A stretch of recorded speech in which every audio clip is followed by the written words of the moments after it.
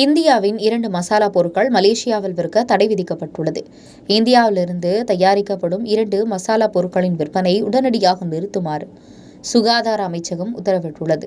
2 இந்திய மசாலா பொருட்கள் தயாரிப்புகளில் பூச்சிக்கொல்லியாக பயன்படுத்தப்படும் எத்திலீன் ஆக்சைடு இருப்பது கண்டறியப்பட்டுள்ளது. ஆகையால் ஆன்லைனில் விற்பனை செய்பவர்கள் உட்பட அனைத்து வர்த்தகர்களும் உடனடியாக விற்பனை செய்வதை நிறுத்திக் கொள்ள வேண்டும் என வலியுறுத்தப்பட்டுள்ளது. எவரெஸ்ட் மீன் கறி மசாலா, MTH கறித்தூள் தயாரிப்புகளுக்கான விளம்பரங்கள் ஒலிபரப்புவதையும் உடனடியாக நிறுத்த வேண்டும். குறிப்பாக அனைத்து காமர்ஸ் தளங்கள், சமூக ஊடகங்களிலும் இதனை நிறுத்த வேண்டும் என்று சுகாதார அமைச்சகம் கேட்டுக் கொண்டுள்ளது. எத்திலீன் ஆக்சைடு பெரும்பாலும் பூச்சிகளை கொல்ல பயன்படுகிறது. பாக்டீரியா, வைரஸ்கள் ஏற்படும் நுண்ணுயிர் மாசுபட்டுள்ளதை மசாலா பொருட்களிலும் பயன்படுத்தப்படுகிறது.